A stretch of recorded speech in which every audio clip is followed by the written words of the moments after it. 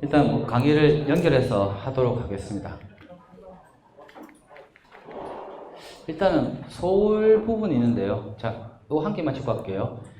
서울은요, 강남권과 비강남권 중에서 가격의 탄력성을 좀 많이 염두에 두셔야 될 것 같아요. 그게 뭐냐면, 제가 봤을 땐 강남권은 사업 추진의 속도보다는 가격 상승이 먼저 빠른 곳이에요. 그래서 제가 봤을 때 가격 탄력이 제일 빠른 곳이 강남권인데, 이 또한 어떻습니까? 규제로 의해서 약간 주춤한 상황이고요. 그와 동시에 강남 재건축이 되고 난 후에 뉴타운들이 또다시 진행되면서 어떻습니까? 가격이 올라갔는데 재건축보다는 뉴타운이 가격 탄력이 좀 낮았어요. 그리고 잘 보세요. 지금 이 두 개가 규제가 되고 나니까 지금 어떻습니까? 리모델링이 서울에서 약간 조금씩 두각되고 있어요. 그 반면에요. 리모델링이 두각되는 것보다 더 두각되고 있는 것이 재개발 해제된 곳에 대한 가로주택이 더 대두가 되고 있습니다. 지금은. 그리고 증산 4구역 보세요. 증산 4구역도요. 수색 증산 뉴타운들이 엄청나게 활성화가 되고 있는 시점에서 유일하게 추진이 당긴 친구가 증산 4구역이었어요. 그래서 누구나 봐도 시끄럽지만 재개발이 뉴타운이 진행될 거라고 판단해가지고 투자자들이 엄청나게 몰렸습니다. 그런데 정부에서 2019년도 중반기 하반기에 너희들은 사업이 진행이 안 될 것 같으니까 재개발을 해제를 해버린 거예요. 강제로요. 그 순간 어떻게 됩니까? 증산 4구역 사람들은 멘붕이 온 거예요. 근데 그 이후에 가서 조금씩 보니까 가격이 회복을 하고 있었는데 그때가 뭡니까? 가로주택 정비 사업이었고 지금 어떻습니까? 가로주택 정비 사업보다 역세권 개발 계획처럼 반영이 돼가지고 증산 4구역은요. 기존에 있던 구역들은 못지않게 가격이 많이 올라갔어요. 자, 여기서 아직까지 아셔야 될 게 뭐냐면 서울 지역에 가로주택을 하니까 이 부분이 사업성이 너무 열악한 거예요. 그래서 뭡니까? 애들이 또 다른 법을 도입한 게 뭐냐면 역세권 개발 계획과 공공성 재개발을 투입하면서 같이 사업성 있도록 만들어주고 있는 분위기이기 때문에 이런 부분도 같이 염두에 해보시면 좋을 것 같고요. 자, 여기서 아셔야 될 게 뭐냐면 우리 인천에 뭡니까? 우신 재개발 해제한다 했다가 뭐 시끄럽고 했지만 결론 뭡니까? 해제가 되든 안 되든 간에 가격은 올라갔어요. 올라간 이유가 장이 좋아서 올라가는 이유가 있어요. 자, 여기서 보셔야 될 게 뭐냐면 우리가 구분해야 될 게 뭐냐면 재개발 해제할 때요. 주민들이 해제를 합시다라고 해서 동의서를 받아가지고 제출한 곳은 어디입니까? 우신하고 부천이죠. 부천. 계안 2구역. 그 계안 2D 같은 경우도 말도 많고 탈도 좀 있지만은 아직까지도 도시계획심에서 재심의가 돼가지고 아직 정리가 안 됐어요. 자, 여기서 한 가지 구분하셔야 될 게 주민들이 동의서 받아서 해제하자고 하는 곳은 번복하기가 쉽지 않다는 겁니다. 그런데 이번에 서울에서 이슈가 됐던 건 뭐냐면 주민들 동의서 받아서 하는 게 아니고 직권으로 구청의 직권으로 해제한 곳이 많았어요. 그걸 판이 뒤집히는 이유가 어디냐면 어디입니까? 그 종로구에 있는 사제 2구역이요. 예전에 구역 2017년 3월 달에 여기는 역사적으로 문화적 보존할 가치가 있다가지고 직권 해제인 거예요. 직권으로. 그리고 소송해가지고 어떻게 됩니까? 대법원 판례 직권 해제는 무효라고 판결 나는 바람에 또다시 이 친구도 어떻게 됩니까? 2012년도 9월 28일 사업 시행 인가 단계가 가버린 겁니다. 그러면요. 정부에서 2019년도 중반기에 뭐랬냐면 정부에서 2020년도 3월 24일까지 너희가 사업 추진이 안 되는 곳은 무조건 직권 해제하겠다라고 나왔다가 사법부의 해석이 어떻게 됐냐? 그 자체가 잘못됐다고 나와 있고 지금 행정적이나 정치적 부분 봤을 때 이제는 뭡니까? 재개발 해제에 대해서 한 발 뒤로 물러서 버렸어요. 그래서 연장 신청을 할 수 있도록 많이 해주고 있는 상황입니다. 지금. 그리고 어디입니까? 아까 말씀드린 장이 15구역 또한 뭡니까? 2018년도 5월 24일 날 직권으로 해제를 했어요. 그런데 서울행정법원에서까지 이 부분은 일부 잘못됐다 가지고 또다시 뭡니까? 사업 추진이 재개된 상황이었습니다. 맞죠? 자, 여기 보세요. 이 장애가 뜰 수밖에 없는 구조가 뭐냐면 반 정도는 성공을 하고 반 정도는 실패했어요. 그러면 제가 봤을 때는요. 여러분들 아셔야 될 게 여기서 입지가 해제된 곳에서 입지가 제일 좋은 곳이 어딜까요? 외형상 봤을 때 뭐냐면 제가 봤을 때는 장이 8구역의 입지가 제일 좋아요. 쌤 가보면 장이 8구역보다 다른 데 어딥니까? 뭐 장이 뭐 10일이나 13구역이 더 좋을 수 있는데요 할 수 있지만요. 왜 제가 이 말씀 드리냐면 장이 8구역이 좋은 이유가 뭐냐면 가로주택 있죠. 가로주택. 가로주택의 최고의 맹점이 뭐랬죠? 면적이 작다, 용적률에 대한 종상향이 없다라는 게 있잖아요. 근데 그보다 더 한 게 뭡니까? 기반 시설에 대한 확충이 없어요. 100명 살던 곳이 250 늘잖아요. 인구수가 늘면 사람도 늘고 차도 늘잖아요. 근데 가로주택에 대해서는 아직까지 뭡니까? 기반 시설을 확충하는 근거가 없는 거예요. 그래서 왜 이 장이 8구역이 좋냐면 장이 8구역의 세트 전체를 봤을 때요. 블록 나눠지겠지만 장이 7 때문에 기반 시설을 만들어지고 장이 11 때문에 기반 시설 만들어지죠. 그리고 장이 4 때문에 기반 시설 만들어지지 않습니까? 장이 9구역도 가로도 준비하고 있는 상황이에요. 그러니까 기반 시설로 만들어지면서 도로가 넓어지고 있고 옆에 친구가 올라가 있지만 내가 진행된다면 15층까지 치울 수가 있으니까 그나마 올림이라는 게 있잖아요. 스카이라인도 보면 일직선이 아닌 곡선으로 올라갔다 올라가고 내려갔다 내려가듯이 스카이라인이 나오는데 기존에 있던 주택이나 빌라에 비해서는 아파트로 만드는 가치가 더 크다는 거고 그 부분에서 뭡니까? 기반시설 확충이 없는 뭡니까? 다른 데보다는 장이 8구역 옆에 있는 친구들이 기반시설을 만들어주니까 접근성이 더 좋아지고 활발하게 이루어질 것 같다는 뜻에서 말씀을 드리는 겁니다. 그리고 장이 13구역도 보면요. 그렇죠. 1, 2, 3, 이 구역들은 뭡니까? 옆에 있는 옆에 있는 구역들과 더불어 가지고 기반 시설을 같이 쓰려고 하는 것도 맞아요. 근데 안타까운 건 뭐냐면 이 블록 자체를요. 말 그대로 조합이 다 다르지만은 시공사를 한 군데 뽑았으면 어떨까요?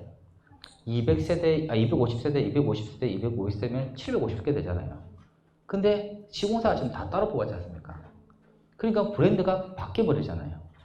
근데 만약에 내가 여기에다가 뭐 GS건설, 롯데건설을 만약 다 넣었다 하면은 말 그대로 하나의 단지처럼 되잖아요.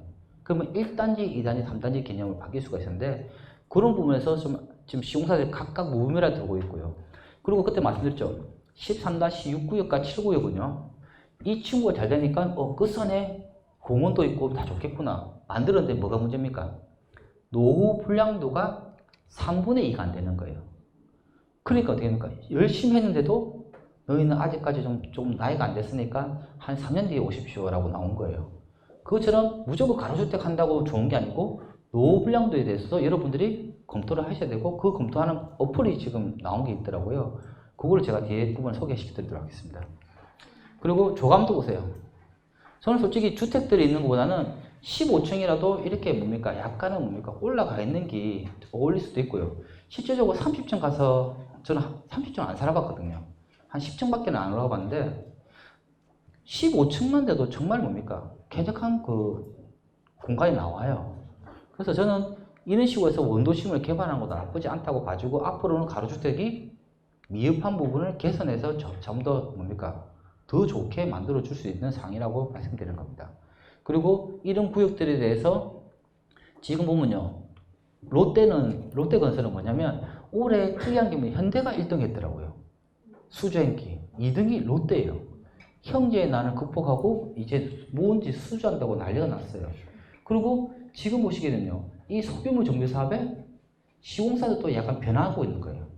GS건설도 GS S&D라는 자이 S&D라는 회사의 원래 뭡니까? 그 옵션 같은 거 하던 곳인데 그게를 소규모 정비 사업 할 수 있도록 자이 르네라는 브랜드를 달아버렸고요. 코롱도 어떻습니까? 코롱도 어디입니까? 소규모 정비 사업 쪽에 하려고 하고 있고 코롱 하늘채 있죠, 하늘채. 그러니까 너무 작은 거는 뭡니까? 하늘채를 뺀다더라고요. 그래서 이런 부분도 있고 말 그대로 지금 뭡니까? 이 편한 세상도 대임이 1번이지만 고려계나 사모에서 브랜드 써가지고 브랜드 가치 올리고 있는 상황도 있거든요. 그래서 지금 소규모 정비사업 쪽에 시공사들도 많이 관심을 가지고 있는 상황입니다. 그리고 차이 S&D 보세요. 차이 S&D 같은 경우도 솔직히 뭐 차이랑 차이 르네랑 차이 S&D의 소규모 정비사업을 전문적으로 하는 브랜드가 차이 르네예요. 내가 봤을 때 이 앞 입구 쪽 모양이 다 똑같기 때문에 뭐냐면 제 입장에서는 어떻습니까? 늘 술 먹고 보다 보니까 차이는 똑같을 것 같아요. 네. 그래서 말 그대로 대형 브랜드들을 소규모 정비사업 쪽에 변형을 쉽게 좀 접근을 하고 있고, 대신에 안타까운 거는 뭐냐면 자해연례가 소규모 정비사업 쪽에 좀 공사비를 싸게 해주면 되는데 거의 뭡니까? 롯데, 현대 못지않게 공사비 비싸게 부르니까 사람들이 이제 조금씩 자해연례를 안 하는 것 같아요. 그래서 지금 그런 식으로 해서 지금 대형 브랜드들이 좀 들어오고 있는 상황이고요. 요거는 말씀드렸고, 자, 한 가지 좀 드릴게요. 여러분들 임장 가심이 되면 어떻게 합니까? 항상 부동산 사무실부터 먼저 가잖아요. 절대 가지 마시고 인근 구역계를 한 바퀴 돌아보세요. 돌아보시면서 딱 뭡니까? 눈을 15도를 바라보고 있고요. 가로주택 할 때 꼭 반드시 들고 다니셔야 될 거. 어플을 들고 다니시는데 뭘 보냐? 용도 지역이 뭔지를 보든지, 건물 노후도가 얼마큼 되는지 그 어플을 항상 가지고 다니면서 보시는 게 제일 좋고요. 그리고 두 번째, 혹시 있잖아요. 재개발이 해제가 됐는데 누가 신축을 지었다. 그런데 요 가로주택 블럭을 딱 보니까 신축이 2개 동이 있고요. 나머지 다 구축인 거예요. 그럼 개수로 따지니까 노후 불량도가 3분의 2 이상이 되는 겁니다. 그럼 여러분들이 그러면 신축을 선택하시겠습니까? 구축에 있는 빌라 선택하시겠습니까? 무조건 서울지역 같은 경우는 신축에 들어가야지 전세가가 올려주고 투자금이 쫙 들어가는 거예요. 결론 뭐냐? 향후에 이게 감정가가 얼마큼 나오고 내가 얼마큼 중요한 게 아니고요. 지금은 투자 금액이 작게 들어가는 친구가 1번이고 세입자님을 뭡니까? 관리 잘해서 세입자님을 오랫동안 모실 수 있는 분이 잘 하시는 겁니다. 그래서 지금은 좀 그런 부분에서 무조건 오래된 물건만 찾으려 하지 마시고 구역에 한 바퀴 돌면서 가로주택이 어느 정도 되네, 노후불량도 3분의 2 이상 되네 이러면 그 구역 내에 있는 신축 빌라 쪽에 관심 있게 공략하시면 좋을 것 같습니다. 그리고 잘 보세요. 흑석 뉴타운도 난 솔직히 이 흑석동이란 게 아쿠리버 하임이라는 브랜드 때문에 엄청나게 떴어요.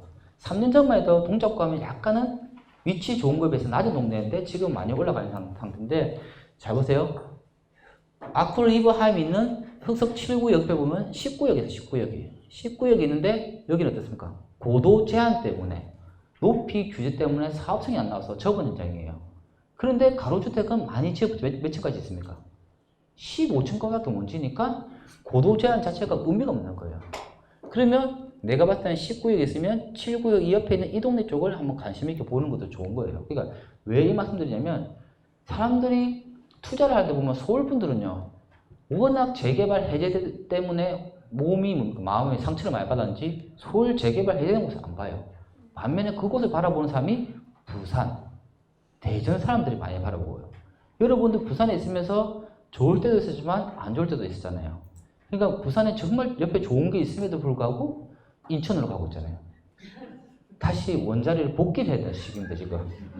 그래서 마침 이 부분은 서울 분들 보고 좀 봐라고 했던 이유가 뭐냐면, 이런 식으로 입지가 좋은 데 있죠. 입지가 좋은 데를 어떻게 개발하냐. 잘 보세요. 방배 6구역이면 이 동네 집 분양가도 높아요. 그 인근 지역에 오래되어 있는 이런 2층짜리 연립 아파트를 뭡니까? 이런 식으로 변경해가지고 2층짜리를 7층이라도 올리고 있는 상황이에요. 이런 데가 군데 서울에 많아요. 그리고 한 가지 특징. 장인은 재개발 해제되어서 개발 호재가 들어가야지만 가치가 올라가잖아요. 그런데 서울에서 지금 유행하는 게 뭐냐면, 재개발 구역이 아니고 해제되는 곳이 아니에요. 대신에 재개발 구역 옆에 인근 지역에 있는 오래 있는 주택들을 가로주택으로 변환시키면서 많이 하고 있다는 거죠. 자, 여기 보세요. 이게 진짜 좀 웃기네요. 경일빌라예요. 일단 저는 서울에 잘 맞는 걸로 좀 해주십시오. 그냥. 그래서 이게 뭐냐면, 대치동은요, 옆에 있는 잠실은 대단지 재건축들이 많잖아요. 근데 대치동은 하원가 중심으로 해서 한 평당 땅의 유효가치가 엄청 높은 지역이에요. 음만 빼놓고 나면은 크게 지을 수 있는 곳이 별로 없어요. 그렇다 보니까 어떻습니까? 이런 경일빌라처럼 3층짜리 4개 동이 있는 곳 있죠. 요 동네 상태에서 현재 시세는 그때는 9억 정도 했거든요. 근데 이게 소규모 재건축되면은 15층에 올라갔다. 그러면 이 가치가 얼마일 것 같아요? 옆에 있는 친구들은 27억, 30억까지 바라보고 있고, 내가 봤을 때는 15층 짓게 되고 한 개 동이라도 내가 봤을 때는 18억 정도는 간다고 봐지는 거예요. 그러면 9억의 현재 가치보다는 소규모 재건축에 의해서 올라가는 게 커요. 잘 보세요. 서울은 왜 이런 게 경쟁력이 있냐면, 부산은요, 오해하시면 안 되는 게 뭐냐면, 부산은 분양가가 아직까지 실거래가는 2천만 원 넘었었지만은 3천만 원 가까워졌지만 아직까지 분양가를 2천만 원 이상 찍어서 내놓고 분양한 데가 없어요. 근데 2천만 원 안에서 공사비가 600만 원 포지션하는 거랑 평당 5천에 7천만 원 한 곳에 공사비 700만 원 포지션하는 거랑 공사비 포지션이 서울 지역에는 얼마 안 되는 거예요. 땅의 유효가치가 높으니까 말 그대로 9억짜리가 17억, 18억에 되고 가치가 있는 거예요. 말 그대로 아까 말씀드렸던 해운대가 이런 곳이에요. 진짜 해운대는 이런 곳을 하게 되면 땅의 유효가치가 높고 개발할 수 있는 범위가 한계되어 있기 때문에 수요 충분히 엄청 몰릴 수밖에 없는 구조예요. 그런데 그런 곳은 뭔가 있습니까? 싸움이 일어나죠. 그래서 그것처럼 우리가 뭡니까? 입지가 좋고 가격이 좋아도 진행이 원활하게 안 되면 문제가 되는 거예요. 그래서 저는 사실 내일 강주에 가려고 폼을 잡고 있었는데 남천동에 있는 3위타워 아파트 재건축이 저번에 총회를 한다 했다가 하지 말라고 결정했는데 이번에 판사님이 총회를 하라고 나온 거예요. 그래서 저는 졸지에 지금 내일 총회장에 가야 될 상황이 발생해가지고 가서 저도 뭐 엄청나게 공격을 받겠지만 15년 동안 공격을 받았기 때문에 아무 생각이 없습니다. 저는. 그래서 기가 왜 2개 있는가를 알았어요. 저는. 그리고 보세요. 요거는 필요 없는 거고 나비도시 이야기는 옛날에 재개발을 어떻게 하면 방해하고 어떻게 하면 없애고 이런 걸 했는데 혹시 주위에 지역주택조합 때문에 힘들어 하시는 분이 있으면 이 나비도시 이야기를 한번 좀 권해드리고 싶어요. 옛날에 나비도시 어떻게 하면 계약금 돌려받을까에 대한 엄청 구체적인 사례가 많기 때문에 요런 뭡니까? 솔직히 이 2개를 설명한 이유가 이 2개의 내가 투자한 구역에 있으면 여러분들 빨리 빠지세요 말을 하고 싶어서 했는데 그래도 뭡니까? 요즘 지주택을 많이 집중적으로 하고 있다 보니까 그런 것에 도움 얻을 수 있는 것도 있을 겁니다. 그래서 그런 거로 전환을 하고요. 자, 요건 필요 없고. 자, 부산시 왔어요. 부산시에서 내가 자, 요거 진행할게요. 부산시는 지금 거제동 가로주택을 거의 1호 가로주택이라고 보고 있는데 이 또한 이제 조만간 이주가 나가고 있어요. 엄청나게 고생했던 건데 잘 보시면은 거제동 가로주택을 살려준 건 누구냐? 업체가 아니고 조합장 아니에요. 부산시장이 살려줘요. 부산시장이. 부동산 시장이 살려서 이 가로주택에 대해서 마무리 짓도록 해줄 수 있는 그 근거가 된 거고요. 그리고 나머지 사이트가 있는데 여러 개 더 많아요. 그리고 자 조심하셔야 될 거. 남천동에 보면은 3위타워 아파트 재건축 일반 분양하려고 준비하고 있는데 이 옆에 보면 우성보라 아파트라고 있습니다. 12층짜리인데요. 여기는 안타까운 게 뭐냐면 재건축을 한다고 했다가 잘 안 되고 있고 현수막한 개 붙여가지고 지금 이 분위기에 가로주택을 한다고 해가지고 지금 뭡니까? 분위기 떴어요. 그럼 잘 보세요. 해수동이 해제가 됐을 때 어떻게 됐을까요? 이 옆에 친구들은 진행되고 있는 엄청나게 빨리 올라갔죠. 그런데 이 친구 또 어떻게 됩니까? 분위기 같이 올라간 거예요. 그런데 해수동이 해제되고 투자자에 빠지니까 나머지 일부 지역들은 개발 호재가 있는 친구는 계속 올라가는 반면에 이 친구는 뭡니까? 개발 호재보다는 개발하려고 애쓰다 보니까 가격 올라가다가 시장이 약간 안 좋으니까 떨어질 수밖에 없잖아요. 그러면 저는 솔직히 그래요. 만약에 이거를 투자로 접근하신 분들이 있으면 솔직히 살 때는 싸게 사서 좋아서 가격 올라갔지만 팔 때 되면 생각보다 잘 안 팔린다는 거죠. 그래서 최근에 아는 지인분이 여기 뭡니까? 실제 거주를 하시면서 내가 다른 데 집값이 많이 올랐으니까 여기에 내가 거주하면서 3, 4년간 버티고 있다가 나머지 그 돈은 다른 데 투자를 한다 하시길래 그거는 저는 좋다고 봤어요. 왜냐하면 단기 투자를 하기에는 가격 올라서 좋았지만 매도가 쉽지가 않다는 거죠. 근데 그분이 깔고 있으면 잘 보세요. 유일하게 개발 호재가 없는 곳이 이밖에 없어요. 그러면 타워 아파트가 입주하게 되고 빛이 재건축이 본격화되면 이 친구 또한 뭡니까? 지금 레벨과 다르게 더 올라가고요. 이 친구들이 지금까지 안 된 이유가 뭐냐면 아직까지 미성년자라 더 그런 거예요. 이제 미성년자 끝났어요. 이번에 2020년 기본계획 나올 때랑 앞으로 어떻게 될까는 좀 지켜보면서 여기는 실제 거주하신 분들은 아직 가격이 뭡니까? 올랐다 떨어졌지만은 옛날 1년 전보다는 많이 비싸지만 그래도 경제 앞으로 3, 4년간 미래 가치가 큰 친구라고 저는 봐주는 거고요. 그 옆에 있는 봉황이죠. 봉황파크. 이 봉황파크를 보시게 되면 이렇게 뭡니까? 봉황파크가 아니고 봉황이죠. 봉황맨션인데 여기는 뭡니까? 정말 규모는 좀 작고 용도주의성 사업성은 좋은 곳이 아니지만 12층짜리 개발하는 것보다는 2층짜리를 개발하는 게 수익이 저는 더 좋다고 봐주고요. 그리고 이 특징이 뭡니까? 학원가 옆에 있다 보니까 말 그대로 타워나 피처가 들어가고 싶은데 그걸 10m 두고 들어가려니까 도저히 못 들어가고, 그래서 학원까지 잘 돼 있고 있으니까 잠깐 들어서 살려고 하는 전세 세입자도 많이 들어올 거 아니에요. 그러면 전세가가 받쳐주면 충분히 올라간다고 봐지는 거예요. 그러면 이 친구는 그냥 사업을 시작할 때의 계량적인 수치는 낮을지 몰라도 만들어지고 나면 그에 대한 가치는 더 올라갈 수 있는 여지가 있기 때문에 저는 솔직히 그래 많이 하고 싶은 구역인데, 일단 생각보다는 앞에 저는 못하고 다른 사람이 손댔다가 요건 조용한 상태 같아요. 그리고 아까 이 말씀드린 이유가 뭐냐면 부산이 가로주택과 소규모 재건축이 엄청나게 활성화되어 있는 것처럼 보이지만 그렇게까지 아직 재미를 많이 못 느끼고 있는 상황인 겁니다. 그리고 옆에 보면요, 이 친구만 혼자 열심히 하면요 조합 뭐 하고 있는데라고 할 수 있지만, 이 옆에 있는 그 남천 17블록인가 17블록인가 하는 이 근처에도 뭡니까 가로주택을 작게 하고 있어요. 그러니까 가로주택과 소규모 정비사업들이 지금은 움직이고 있는데 그만큼 대접 못 받다가 나머지 부분들이 또 살아나기 시작하면 똑같이 상승 효과가 보이는 거죠. 자, 결론은 뭐냐, 안 오르는 것이 아니라 개보 호재가 큰 친구들 먼저 올라가게 되고 약간 포지션 약한 친구들 뒤에 올라간다고 보시면 되는 거예요. 그런 리듬을 타고 가시면 투자할 수 있는 부분도 달라질 수 있다는 거고요. 지금 우리가 어디입니까? 대연 7구역에, 저희가 했던 대연 7구역에 이 옆에 보면은 경성대 가는 길에 보면요, 메인 도로 앞에서 이 옷가게 안쪽에 보면은 진짜 5층짜리 오래 낡은 그 맨션이 있어요. 맨션이 있는데 저희가 이거를 뭡니까? 소규모 재건축을 하고 있습니다. 조합 설립 인가가 나선 시공사가 준비를 하려고 하는 곳인데, 잘 보세요. 여기에서는 입지적으로 이 큰 단지 쪽에 붙어 있는 소규모 재건축은 가치가 없어요.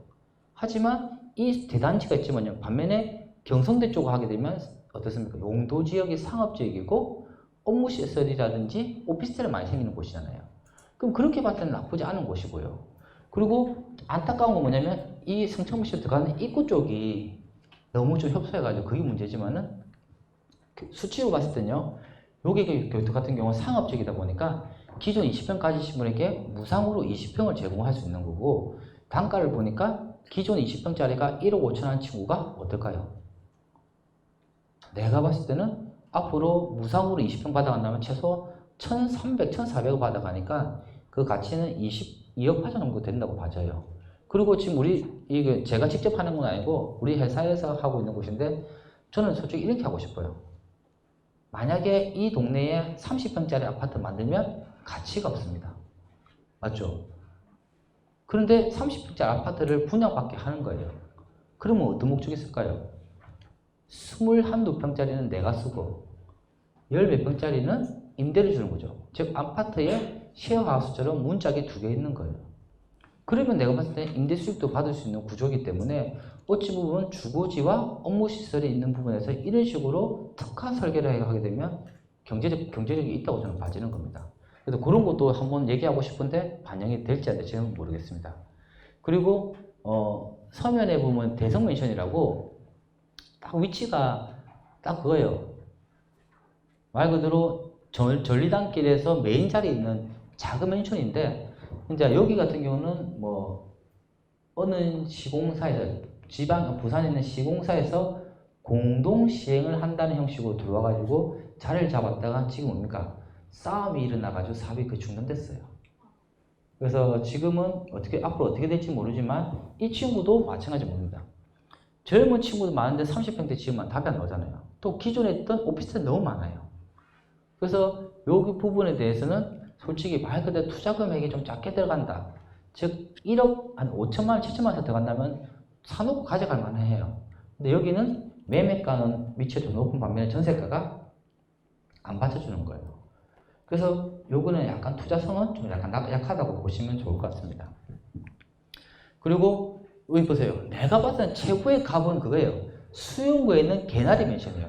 이름 자체부터 어떻습니까? 아하, 이게는 재건축을 안 하면 안 되는 이름이 개나리잖아요. 네, 그런데 내가 왜 말씀드리냐면 위치는 뭡니까? 바닷가를 접하고 있고 상업지역 안쪽에 있는 어디입니까? 맨션인데, 여기서 우리 아시는 분들이 위치가 너무 좋아서 주민들에게 엄청나게 좋은 조건으로 한번 해보시죠. 그럼 시공사도 관심 가질 거 아닙니까? 근데 참 이 또한 쉽지 않다는 이유가 뭡니까? 위치가 좋은 반면에 주민들이 야, 재개발, 재건축 보니까 그것도 10년인데 너희가 빠르다고 해도 한 6년, 7년 걸릴 거 아니냐. 우리는 할 생각이 없다. 어찌 보면 이 아파트는 내 생에 들어갈 수 없는 아파트다라고 하신 분들이 많은 거예요. 그래서 저희가 어떻게 합니까? 감히 이 부분을 설득하고 가길 수는 없더라고요. 근데 어찌 보면 계속 지켜보아야 될 장이고, 다행인 것이 소규모 정비사업들 장이 활성화는 되지만 치고 올라가는 맛은 없거든요. 그래서 여기는 좀 관심 있게 보고, 이 앞에 있는 주거지, 준주거지 상업지역들이 많아요. 근데 누군가 한 명이 물고 트면은 이 동네는 쫙 번집의 형처럼 일어날 수 있기 때문에 여기도 한번 뭡니까? 저도 유심하게 보고 있습니다. 그래서 진짜 여기서는 뭡니까? 엘리베이터 타고 내려와가지고 담배를 딱 피는 순간 어떻게 됩니까? 담배 피는 도중에 바닷가 앞에 나올 수 있어요. 그만큼 바다에 접근성이 좋은 곳인데, 이거는 여러분도 아시죠? 아무리 업자가 한데도 그 최종 결정은 누가 합니까? 주민들이 하기 때문에 주민들의 기회를 기울이는 거 보고 하시는 게 좋을 것 같아요. 근데 혹시 간혹 뭡니까? 이런 거에 경매는 나올지 잘 없겠지만 금매라든지 경매도 이런 거 잡아놓고 가져가시는 것도 앞으로 미래에는 어떻게 할 건가에 대한 대책이기 때문에 가져갈 만한 가치는 있다고 봐지는 겁니다. 그리고 거제동에 보시게 되면 하락맨션이라고 있어요. 하락맨션. 안타까운 거는 거제 2구역 이 앞에 있는, 여기가 거제 2구역이거든요. 이 앞에까지. 요 앞에는 지주택이 만들어져 분위기 엄청나게 좋아요. 근데 유일하게 빠졌던 동네인데 하락맨션에 있는 이 분들이 소규모 재건축을 하려고 딱 한 거예요. 근데 땅 모양을 보니까 어떻습니까? 아하, 주택 단지지만은, 자, 머리가 복잡하죠. 자, 보세요. 여기서 여러분들이 소규모 정사 보는 요령 같이 드릴게요. 상업지역은 도로를 접한 부분이 한 면이라도 관계없어요. 예? 좁아도 관계없어요. 준주거까지 어떤 그나마 괜찮아요. 근데 2종 일반 주거지에서는 도로가 한 면 접하고 있는 친구들은 사업성에 답이 안 나옵니다. 진짜 설계에서 답이 안 나온다 하더라고요. 그래서 여기는 한 면만 접하고 있는데, 잘 보세요. 이 하락맨션을 가지고 이 안에 것만 하게 되면은 기존 세대수 106세대, 신축이 한 160개밖에 안 나와요. 그럼 사업성이 우수하지 않지 않습니까? 그래서 우리가 이 구역을 봤을 때, 아하, 이걸 좀 개선하려고 하면 첫 번째 이 코너에 있는 1번이죠, 1번.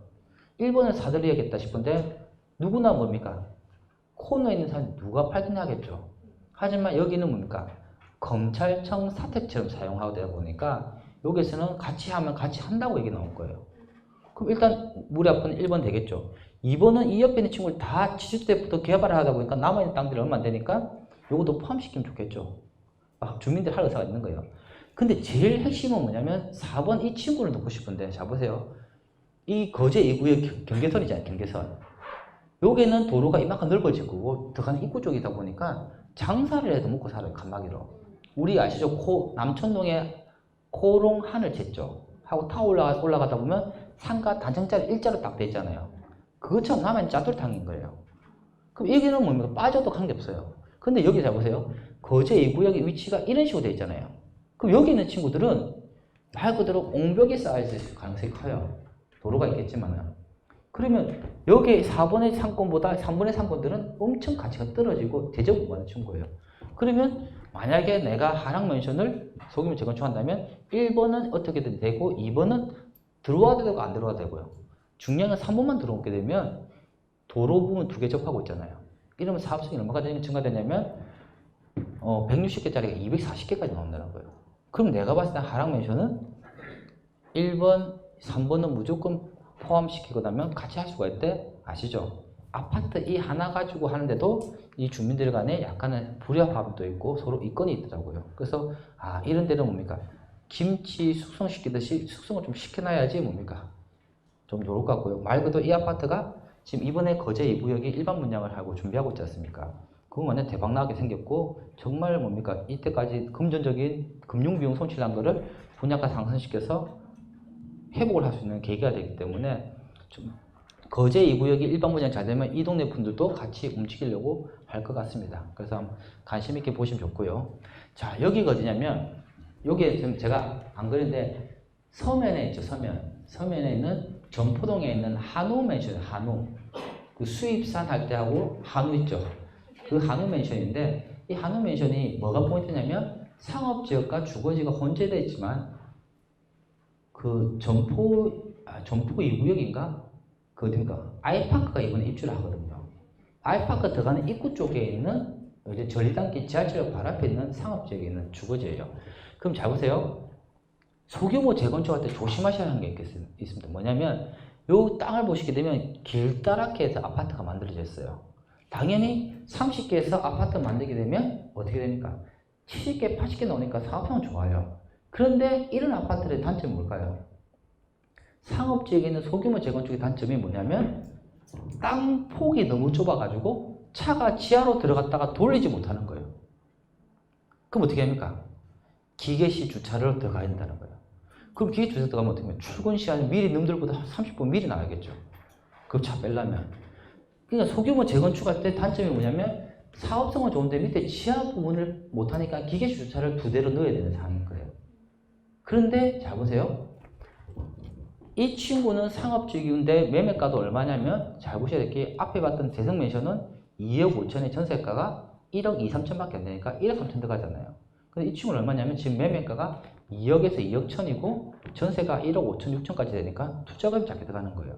그만큼 이 동네 주민들이 자기가 살기 편하니까 차 이상 나간 거예요. 그러면 공략하는 방법은 뭘까요?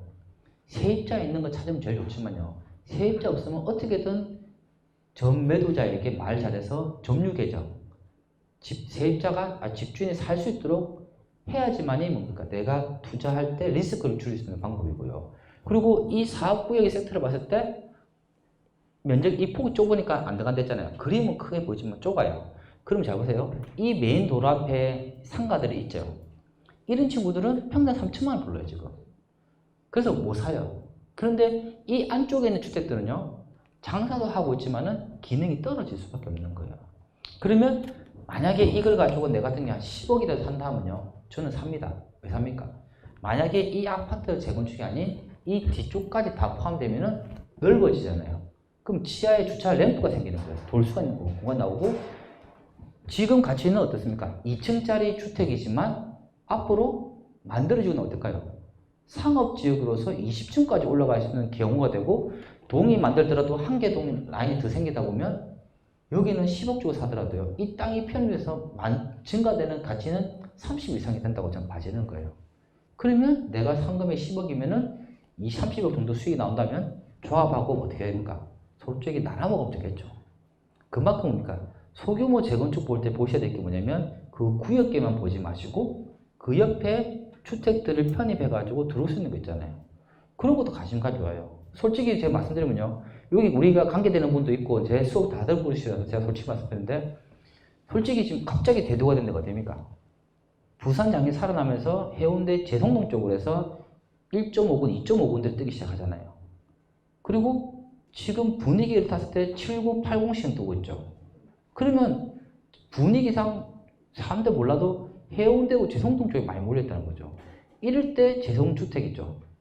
재성주택을 준주거 짓는 걸 재건축하면 좋아요. 대신에 재건축을 준비하는 거랑 재건축에서 조합이 만들어진 거랑 가치가 다르고, 그 조합을 만들고 난 뒤에 그 옆에 있는 상가 2개를 편입하게 되면 내가 봤을 때는 사업성 증대가 엄청나거든요. 그러니까 이거는 뭡니까? 사업성 증대를 만들어 놓고 들어가는 것보다는 가면서 만들어야 되는 과정이다 보니까 나는 솔직히 그래요. 이번 재성동 뜰 때 반드시 다른 거를 접어치우더라도 재성주택에 집중을 좀 해야 되겠구나 생각 드는 거예요. 여러분도 한번 보시면 입지도 그만 좋아요. 작지만은. 그런 것도 한번 여러분들이 생각을, 자, 뭡니까? 옛날 생각 다르게 지금은 장이 돌아왔기 때문에 분위기가 좋은 것 같습니다. 그리고요, 조심하셔야 될 거. 이 인천에 있는 곳인데, 아파트 단지는 하나처럼 보이지만요, 메인 도로에서 이 안쪽으로 들어가는 도로가 있더라고요. 당연히 저는 아파트 단지 내 도로인 줄 알았거든요. 그런데 이 도로 딱 들어가는 순간 이 옆에 주거단지가 엄청나게 있는 거예요. 그럼 이 도로는 무슨 도로입니까? 아파트 단지 내 도로일 수도 있고 일반 도로일 수도 있고요. 중요한 건 뭐냐? 이 도로를 만약에 이 아파트를 재건축한다고 봤을 때요, 이 도로를 용도 폐지하게 되면, 즉 없애버리면 정말 대박입니다. 근데 내가 봤을 때 이 도로는 거의 간수상 도로고 일반인과 통관 도로이기 때문에 용도 폐지가 안 되는 거예요. 그러면 소규모 재건축하면 이 친구들은 그나마 준주거로 살 수가 있는데, 이 친구들은 어떻게 됩니까? 땅이 좁아서 올라가봤자 7층밖에 안 올라가더라고요. 5층짜리가 7층밖에 안 되면 가치가 없거든요. 그래서 뭐가 있냐면 하나의 아파트 단지라도 도로가 있잖아요. 그 통관 도로가 있을 때 그 통과도로가 용도 폐지가 가능한지 그런 것도 한번 보셔야 되죠. 그러니까 여러분들이 용도 폐지 가능한지 안 가능한지 전문가 아닌 이상 힘들잖아요. 대신에 뭡니까? 이 아파트 지나가는데 옆에 아무나 지나가는 도로 있죠. 그러면 용도 폐지 안 됩니다. 그거는. 그래서 그런 것도 한번 보시는 게 좋을 것 같고요. 울산 같은 경우도 지금 그래요. 지금 울산은 2019년도에는 B-08, 05, 04 재개발 떴고요. 2019년 말에는 도성아파트 쪽으로 해가지고 C-03 쪽 많이 떴어요.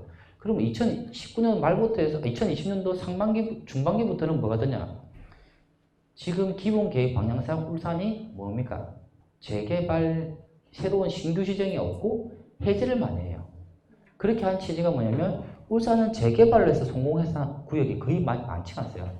5개 정도밖에 안 되거든요. 그리고 이 재개발들이 늦어지니까 뭐가 들어왔습니까?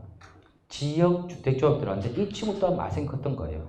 그러면 울산시에서는 다른 강력시에 비해서 아파트 공급이 제일 많이 없는 곳이 울산이고요. 울산은 미래 가치는 정말 좋다고 저는 봐져요. 그 대신에 신축 아파트에 대한 공급을 생각해 보니까 어떻게 됩니까? 민간에 맡겨서 민간 주도형 개발 사업을 하려고 하니까 리스크가 커가지고 진행이 잘 안 될 것 같고, 그러면 어쩔 수 없이 뭡니까? 울산 또한 가로주 정비 사업이라든지 이런 재개발 해제된 곳에서 할 수밖에 없어요. 그럼 제가 봤을 때는 그 1번이 뭐냐? 무조건 울산은요, 남구도 좋고 중구도 좋지만 무조건 남구 쪽으로 보시고, 남구에서 돈 되는 요소는 뭡니까? 대공원과 공업탑을 끼고 있는 이 친구 지역에 있는 뭐 어딥니까? 재개발 구역 쪽에 관심 가지시면 좋아요. 그래서 울산에 지금 보면 남구 B-04도 지금 재개발 준비한다고 해서 어떻습니까? 분위기가 좋은 상태고, 지금 뭡니까? 만약에 남구 신영로 쪽에 B-03 구역인가? 그 동네가 재개발 해제가 된다면 지금 군데군데마다 가로주택을 준비하고 있는 곳이 있기 때문에 그런 곳에 좀 관심 있게 보시면 좋을 것 같아요. 자, 이번에 리듬은 어떻습니까? 울산이 2년에 걸쳐서 가격이 올라갔어요. 근데 울산 분들의 흐름이 보니까 가격이 어느 정도 올라가고 보니까 투자할 데가 없지 않습니까? 그러니까 어떻게 합니까? 일부 사람들은 팔고 정리해서 다시 부산으로 역으로 내려오는 거예요. 그러면 내가 봤을 때 울산은 뭡니까? 1년에서 한 1년 반 정도는 또 주춤했다가 또 어차피 이 장 자체가 잠재력이 있는 장이기 때문에 또 살아날 수 있는 장이거든요. 그런 식이니까 지금 뭡니까? 부산이 만약에 안 떴으면 울산이 더 뜨고 창원도 더 뜰 건데 지금 사람들이 부산 쪽으로 다 모이다 보니까 돈의 흐름이 뭡니까? 약간 울산 쪽이 끊긴 느낌이 있고 부산 쪽으로 많이 오는 것 같아요. 그런 것도 같이 염두에서 보시면 좋을 것 같고요. 똑같아요. 재개발 해제하면서도 이런 게 있는데 여러분들 보셔야 될 게 뭐냐면 울산의 B-08이 잘 되고 나니까 울산의 B-07이 분위기 탈 거 아니에요. 그런데 그게 고질적인 문제가 뭡니까? 동의서 진구가 거의 안 나오고 있어요. 안 나온 이유가 뭐냐면 위치는요, 08도 좋지만 07도 좋아요. 근데 내가 말씀드렸죠. 공업탑 근처에 있으면 뭡니까? 땅의 지가가 올라가는 곳이 있다 보니까 그 공업탑 근처에 있는 07구역에 있는 상가들이 동의를 많이 안 하고 있는 거예요. 그럼 내가 봤을 때 이 또한 뭡니까? 될 수도 있고 안 될 수도 있지만 이번 울산장에서는 07이 뜰 수밖에 없는 구조예요. 말 그대로 성공한다면 내 생각보다 더 올라갈 거고, 성공을 못한다면 그래도 지가가 한번 올랐기 때문에 떨어질 장은 아니라고 봐지는데, 그러면 우리가 잡으세요. 동의서 진구 때문에 이 동네가 잘 갔지 안 갔지 고민되는 현장에서 울산이든 어딘지 전체 분위기 장이 좋으면 투자를 할까 말까 고민하잖아요. 저는 일단 뭡니까? 전체 장이 좋으면 일단 고라고 하고 싶어요. 투자를 하라고 하고 싶어요. 그런데 그런 구역 갈 때 뭡니까? 일반적인 주택이나 빌라 같은 거 보지 마시고요. 그럼 구역계에서 뭘 봐야 됩니까? 주택 단지가 있나 없나를 보셔야죠. 재개발 구역 내에 빌라만 있는 게 아니고 주택만 있는 게 아니고 뭐가 있습니까? 오래된 30년 넘은 맨션들 있죠. 맨션들. 한 30가구, 40가구 되는데 그런 맨션들이 있나 없나를 보시고 그런 데다 투자를 해놓으시면 어떤 장점이 있을까요? 자, 재개발이 잘 되면은 어떤 효과가 있습니까? 주택보다는 이런 맨션들이 매매가도 낮고 전세가는 낮은 반면이지만 투자 금액이 얼마 안 들어가잖아요. 그리고 만약에 이 친구들이 투자 금액이 얼마 안 들어가다 보니까 다른 친구보다 경쟁력이 있고요. 그러면 사업에 많이 성공한다면 빚값이 올라갈 속도가 어떨까요? 주택은 이런 식으로 올라간다면 이런 빌라라든지 집합 건물도 어떻게 합니까? 엄청나게 빨리 올라가요. 그리고 두 번째 뭡니까? 만약에 재개발 안 된다면 어떻겠습니까? 재개발 안 된다면 다들 뭡니까? 옛날 같았으면 뭡니까? 희망을 포기하고 절망에 빠지겠죠. 그런데 지금은 뭐냐면 가로주택 정비사업이나 소규모 재건축 사업이 있다 보니까 대체 사업이 있기 때문에 해제되어 나오면 뭡니까? 빨리 해제하자. 빨리 해제하거나 우리는 소규모 재건축을 한다. 그런 분위기가 있기 때문에 이런 식으로 뭡니까? 양다리 걸치는 가는 것도 나쁘지 않다는 거죠. 이런 곳을 잘 찾는 곳이 제가 봤을 때는 어떠냐면 강주죠, 강주. 강주에 이번에 좀 임장 가실 분이 있으면 전주 쪽도 한번 보시고 강주 쪽에 새로이 재개발들 있죠. 위치 강천동이나 신가동 쪽 재개발 쪽에 근처에 있는 사구역들 중에서 조합 설립이 인가났는데 중단된 데 있죠. 다시 말씀드릴게요. 추진위 때 사업 진행을 안 해서 중단된 것보다는 제일 큰 포인트가 어디입니까? 조합 설립을 했는데 진행이 안 되는 거 있죠. 그 어디, 예를 들면 어디입니까? 인천을 따지면 용현 사구역처럼, 송현 재건축처럼 조합이 되는 친구랑 안 된 친구랑요, 사업 돌아가는 포인트가 다릅니다. 위추 2하고 4, 6 좋다고 하지만요, 이 애들은 조합 설립까지 하려면 2년 이상 걸리는 친구들이에요. 그런데 강주가 다시 사업 돌아간다면 신가동이나 강천동 주위에 있는 재개발 중에서 조합 설립 인가를 받고 중단된 친구들 있죠. 그런 구역들이 돌아가나 안 돌아가나 확인해 보시면 좋고, 강주 또한 뭡니까? 지금 또다시 재개발의 메인 장들이 뜨고 나니까 옛날 한 5년, 6년처럼 옆에 있는 재개발들이 조금씩 움직이고 있는 장이 있으니까 강주는 그걸 또 보시고 또 뭘 보셔야 되냐? 재개발 안 되는 곳에서 위치 좋은 데 있죠, 위치 좋은데. 그런데 가로주택을 조금씩 준비를 하고 있습니다. 근데 아직까지 반응은 없는데 강주 분들을 제가 만나보니까 다들 가로주택에 관심이 있는데 못하는 이유가 뭐겠습니까? 강주 사람들만 가로주택 좋아하면 뭐합니까? 가격이 올라면 외부에서 들어와주고 해야 되는데 지금 가로주택은 재개발은 외부 사람들 들어오는데 가로주택은 외부 사람 안 들어오고 있는 거예요. 그래서 약간 시장성이 약하다는 거 좀 말씀드릴 수 있는 거고요. 지금 옛날에 대장주 같은 경우는 울산에 올림푸스 골드가 진짜 옛날에 좋았다는 거예요. 근데 이 또한 이 친구도 30년 전생 지나고 나니까 재건축을 준비하는 다 과정인데 이 약간 애매한 게 5층, 8층, 10층 이렇게 층수가 좀 나눠져 있더라고요. 그래서 입지는 좋은데 이 친구들이 지금 소규모 재건축을 하려고 하니까 땅이 넓고, 만약에 면적이 완화가 되고 법이 좀 완화가 되면 소규모 재건축도 가능한 친구고요. 그리고 재건축 하려고 하니까 울산에서는 아직까지 재건축에 대한 기본 계획 수립을 잘 안 해주고 있으니까 약간 애매한 상황이 있어요. 그래서 제가 봤을 때는 지금 현 시점에서는 소규모 재건축이든 힘들지만은 앞으로 이 친구 또한 뭡니까?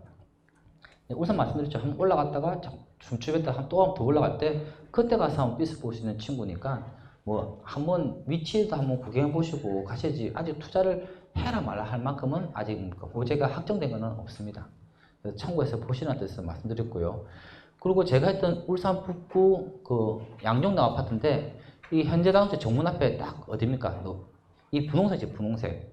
상업적인 친구인데 진짜 사업성 분석을 해보니까 잘 보세요. 정말 상업적인 괜찮아요. 근데 여러분 잘 보셔야 될 게 땅 모양이 어떻습니까? 약간은 뭡니까? 여기서 한 대 맞고 여기서 한 대 맞은 것처럼 땅 모양이 이렇게 됐잖아요. 그러니까 어떻게 될까요? 아파트를 타워형을 올리든 판상형 올리든 땅 모양이 부정형이 되니까 어떻습니까? 공동주택처럼 큰 타입도 못 넣고 일자형처럼 뭘 짓습니까? 오피스텔밖에 못 짓는 거예요, 지금요. 그래서 이 사업구역을 확대하려면 뭘 해야 될까요? 요 앞에 땅을 사들이면 제일 좋겠지만 이 앞에는 어디입니까? 이 동네를 지키는 지구대가 계셔가지고 절대 불가능하고요. 이 앞에 메인 도로 상가는 비싸지 않습니까? 반면에 여기에 있는 세 개의 건물 있잖아요. 여기 보니까 요 땅이 위원장의 땅인 거예요.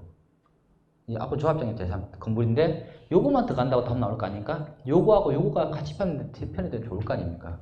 그런데 이 옆에 있는 할머니를 보니까 이 4층짜리인가 3층짜리인데 할머니는 이 건물을 팔려고 생각하고 있어요.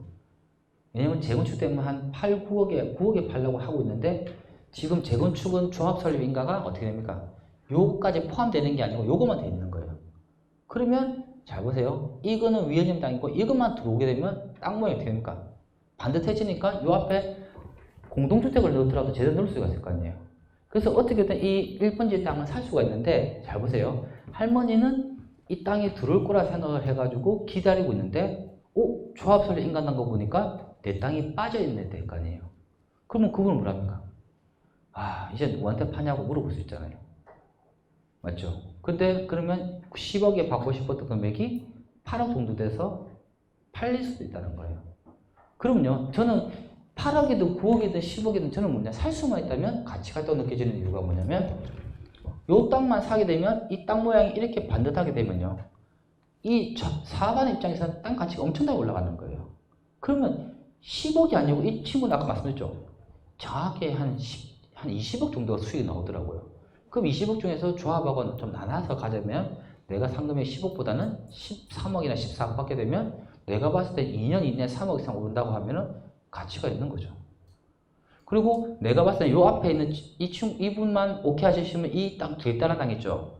옆에 가보니까 이건 2층짜리인가? 그런데 1층이 뭐 하고 있는 거 아닙니까? 당구장, 당구장. 남자분들 아실 거예요.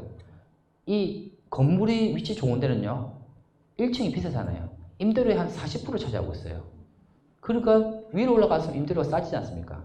당구장 한 4층에 있든지 해야 돼요. 1층에 뭐가 있어야 됩니까? 노래방이 있어야지, 아하, 이게 중심 상업지는 위치 좋은 곳에 건물의 구조구나 알 수 있는데, 1층에 당구장 들었단 말은 이 동네 뭡니까? 끝인 거예요, 끝. 그럼 내가 봤을 땐 요 두 개가 매입된다면 이분은 뭡니까? 어떻게든 한 번 더 받아라 하라도 팔려고 하실 거예요. 그러면 뭡니까? 전략적으로 이 친구 또한 뭡니까? 아까 말씀드렸던 재성주택처럼 이 친구를 키워가면서 하나하나를 사들이는 게 제일 좋은 방법인 거죠. 항상 사업은 다 사들여놓고 하려고 생각하는데 그게 오픈되는 순간 이 집은 내 집이 아닌 거예요. 가격이 엄청 올라서. 그래서 저희도 또 약간 전략적으로 보고 있는 곳이에요. 그래서 저는 제일 관심 있는 곳이 다른 거 울산, 인천 이런 거보다 이 동네 한 개 딱 가격만 한 8억 선이나 9억 선 사게 되면 내가 봤을 때는 진짜 단기로 봤을 때 한 3, 4억 그냥 남길 수 있는 구조라고 판단이 되는 겁니다. 그래서 이 양정 아파트에 대해서 한번 참고해 보시라고 이렇게 자료를 만들어 놓고, 이 또한 이 친구 용적률이 어떻습니까? 620%예요. 620%. 상업지니까 좀 높은 부분이고요. 안타까운 건 뭐냐? 안타까운 거는 보시게 되면 공동주택은 36개죠. 오피스텔은 56개예요. 이렇게 많이 되는 이유가 뭘까요? 위로 잘 올라가는데 땅이 좁으니까 공동주택을 제대로 못 짓는 겁니다. 그래서 옆에 땅을 사들이게 되면 이 50년 중에서 한 20, 30개는 아파트로 전환돼 버리면 이 동네는 경쟁력이 생기는 거예요. 그리고 저희들이 잡아도요, 공동주택은 1,000만 원 잡을 때도 있고 업무시설은 800 잡거든요. 그 현실적으로는 이거보다 더 올라가요. 그런데 지금 차이가 있다는 거 아시면 같은 한 평을 짓더라도 공동주택 짓는 거랑 오피스 짓는 거랑 가치가 다르다는 거 말씀을 드리고, 여기 보시면 주민들이 제일 원했던 게 그거죠. 조합원에게는 부담금 없이 무상으로 주겠다라는 거죠. 그래서 이런 부분에 대해서 말을 할 수 있는 건 뭐냐면 말을 잘하거나 거짓말을 한 게 아니고 사업성에 받쳐주니까 이런 부분이 나올 수가 있다는 겁니다. 그리고요, 지금 이 수원시가 뜨다 보니까 수원시 모든 걸 다 손대려고 하는 분들이 있어요. 근데 왜 이 말씀드리냐면 이거가 나쁘다는 게 아니고요, 우리가 알고 있는 가로주택이랑요, 시에서 기본 계획을 수립해가지고 별도의 용역을 주면서 이 동네는 가로주택 정비사업으로 아파트를 공급하겠다는 도심재생개발 계획이 있는데 이 수원시 세류에 있는 곳인데, 여기 보세요. 여기 무슨 아파트지? 이게 태양연립 같은 경우도 이 오래된 주택을 소규모 재건축이나 가로주택에서 만들겠다는 곳인데, 여기는 뭡니까? 주민들 제안해서 해야 된 게 아니고 수원시에서 기본 계획을 수립해가지고 사업성 검토를 미리 해봤던 거예요. 그래서 이 수원시에 가면 자료가 있습니다. 자, 보세요. 여기 같은 경우는, 자, 첫 번째 봐야 될 게 뭡니까? 용적률이죠. 197%면 일반적인 제2종 일반 주거지 땅이고, 이 보세요. 세대 규모가 65개가 115개 되니까 그나마 괜찮아요. 그리고 비율을 보니까 100% 넘었으니까 일단은 이 친구는 나쁘지 않은 친구라는 겁니다. 그리고 이 창신연리 같은 경우도 용적률이 139%. 아하, 이건 좀 작네. 기존 세대에서 30세대에서 40세대니까 이건 어떻습니까? 말 그대로 사업성이 포함되어 있는 주거환경 개선 사업이고 말 그대로 주거만 개선하는 사업인 거예요. 아시겠죠? 그러니까 이런 건 사업성 없다 보니까 주민들에게 뭡니까? 그냥 너희들 임대주택으로 사세요라고 전환시키는 분위기예요. 그리고 여기도 보니까 사마맨션도 용적률은 193 좋은데 신축이 어떤 거 56개에서 63개밖에 안 된다는 말은 작은 집들이 엄청나게 많이 모여있는 곳이라고 보시면 될 거예요. 그리고 나머지 이 친구도 또 이런 식인데, 자, 잘 보세요. 수원시가 대박나면서 재개발, 재건축, 망포 중심에 있는 신축과 준신축, 그리고 위치가 좀 구축까지 다 올랐어요. 그리고 지금은 또 리모델링까지 뜨고 있는데, 그러면 누구나 봐도 도심 재생 사업이 활성화될 수 있는 방안이 느껴지지만, 안타까운 건 뭡니까? 민간 주도가 아니고 시 자체에서 기본 계획 수립했던 곳은 뭡니까? 착수 시기와 사업의 주체가 누구냐에 따라 가치가 달라지는 거예요. 그러면 여기 보시면 좀 내용 안 되겠지만, 이 가로주택 정비사업은요 6개의 동을 하는데 어디입니까? 공공참여형 가로주택이랬죠. 그럼 공공참여형 가로주택은 누구랑 하는 겁니까? LH하고 하는 건데, 여기는 행복주택만 우르르 지을 거라는 거죠. 네. 그리고 모든 부분에서, 그래서 사업도 그렇고, 만약에 이 부동산 시장의 흐름에 따라 가지고 분위기가 좋을 때 같이 하면 좋은데, 얘들은 돈 예상 편성이 2020년도는 하나 없고 2021년부터 진행되니까 어떨까요? 수원장들이 올라갔다가 약간은 조용할 때 돼서 시작을 한다 하기 때문에, 여기는 내가 봤을 때는 투자 수익성보다는 뭡니까? 주거 환경 개선을 하면서 행복주택을 통해 가지고 서민들에게 나눠주는 지급을 만들기 때문에 투자 수익은 그렇게 크지 않을 거라고 판단이 된다는 겁니다. 아시겠죠? 무조건 수원이 뜬다고 해서 다 뜨는 건 아니고, 이런 시에서 나와 있는 기본 계획들을 잘 보시고 객관적으로 판단을 해 보셔야 된다는 겁니다. 그리고 이제 거의 끝나갑니다. 자, 수성구도 그렇고요. 수성구도 그렇고, 지금 수성구 쪽에 보니까 가로주택들이 군데군데 하고 있어요. 근데 말씀드렸죠. 수성구의 포인트는 재개발 집값이 올라갔기 때문에 이 가로주택을 통해 가지고 키 맞추기만 해도 수익 구조 나온다는 거고요. 수성구는 지금 손대지 마시고 올해 말이나 내년 초에 한번 관심 있게 보십시오. 그러면 수성구는 이제 어디요? 대구는 입주 물량들이 또 많다 보니까 약간 조정을 볼 수밖에 없는 시기에 이런 물건이 나오게 되면 살 수 있다는 거고, 그 또한 이 사면서 수익 구조를 단기로 보는 것보다는 2년 정도 이상을 가지고 이 소규모 정비사업이나 가로주택이 완성되는 거 보고, 즉 이주하는 거 보고 매도하시면 더 좋을 수도 있기 때문에, 그런 관점에서도 한번 보시는 뜻에서 말씀드렸고요. 여기도 보면 수성구에도 보면 가로주택에도 보면 아젠 아파트라고 있는데, 여기도 보니까 지금 뭡니까? 위치가 좋아가지고 소규모 재건축하게 되면 정말 또 좋을 곳이 맞아요. 그런데 지금 대구 또한 뭡니까? 좀 어수선한 분위기입니다, 지금. 그래서 이런 것도 한번 참고해서 보시면 좋을 것 같습니다. 자, 그리고요. 자, 거의 끝났고, 이제 남들 시간을 좀 남대로 뭐 맞춘 것 같은데, 제 같은 경우는 소규모 정비사업이나 가로주택 하면서 반드시 까는 어플이 있어요. 뭐냐면, 용도 지역이 뭔지 상업지역인지를 보는 어플도 있지만요. 그리고 제일 중요한 게 뭡니까? 제가 봤을 때는 꼭 반드시 확인하는 게 뭐냐면, 가로주택에서는 토지 이용 규제 시스템 있지 않습니까? 그게 들어가지고 그 주소를 치가지고 나와 있는 뭡니까? 용도 지역이라든지 규제가 있나 없나를 봐요. 말 그대로 상업지역인지 준주거인지 그 용도 지역만 나타나는 어플 까게 되면 우리가 무슨 착오를 일으킬 수 있습니까? 상업지역이는 무조건 좋네? 바로 살 수 있어요. 수원에 그렇게 샀다가는 죽음이죠. 왜 그렇습니까? 수원은 고도 제한에 걸려있어요. 상업지역이라도 높이가 15층밖에 못 짓는 경우가 많아요. 그러면 용적률 다 찾아볼 수 없겠죠. 그래서 최종적으로 보는 게 뭐냐면, 제 같은 경우는 어플로 보고 시작했다가 토지 이용 규제 시스템 통해 가지고 용도 지역이 뭐고 서로를 어떻게 접하고 있고 나머지 규제가 있는 없나를 반드시 확인해서 보는 이유가 제일 좋은 것 같고요. 그리고 아까 전에 말씀드렸던 저도 이거 원체가 알게 됐는데, 부동산 플랜닛이라는 뭐 이게 어플이 있나 봐요. 근데 여기는 보니까 이 들어가서 탐색해서 이렇게 보니까요. 여기 뭐겠습니까? 건물의 노후도가 있어요. 색깔이 칙칙하면 칙칙할수록 오래됐다는 거예요. 지금 약간 진해지면 진해질수록 건물 노후도가 심한 거고, 하늘 계열로 밝아지면은 아직 어리다는 거예요. 그래서 이 어플을 통해 가지고 그 지역을 있지 않습니까? 손분하실 때 한번 둘러보시면 좋을 것 같고요. 그리고 디스코 같은 경우도 뭐냐면, 지금 아파트에 대한 가격 공시는 많이 되어 있지만 이 빌라에 대한 거래가 없는 거예요. 그 실제로 제 같은 경우 서면 한우맨션에서 빌라에 있던 거래가가 얼마인지 확인하기 위해 가지고 이 어플을 활용해 보니까 거래된 금액이라든지 이런 게 나와 있어서 그나마 좀 도움이 되는 것 같습니다. 자, 그렇게 해서 저는 뭡니까? 이 소규모 주택 정비 사업에 대해 말씀드리는데 솔직히 그래요. 제가 소규모 주택 정비 사업에 대해서 말씀드리려고 했던 것도 있지만은 솔직히 그렇습니다. 지금 장에서 소규모 정비 사업에 대해서는 한 번은 알아가는 가셔야 되는데 솔직히 소규모 정비 사업이 아직까지는 투자 대상에는 약간은 좀 못 비치는 느낌 듭니다. 그리고 아까 말씀드렸던 제가 그 지역들을 흘러드렸잖아요. 그래서 지금 뭘 보셔야 되냐면 항상 부동산은요. 진짜 여러분들 쉬운 게 있어요. 저도 모르겠어요. 업을 하고 있지만 투자도 다른 사람 못할 수도 있지만요. 저만의 공식이 하나 있어요. 뭐냐면 자, 첫 번째가 재개발장이든 재건축장이든 가격을 올리는 요인은 입지가 아닙니다. 입지도 있지만은 전체 시장이 좋아야지만이 올라가는 거예요. 그래서 제가 첫 번째 본 이유고, 자, 첫 번째 시장성.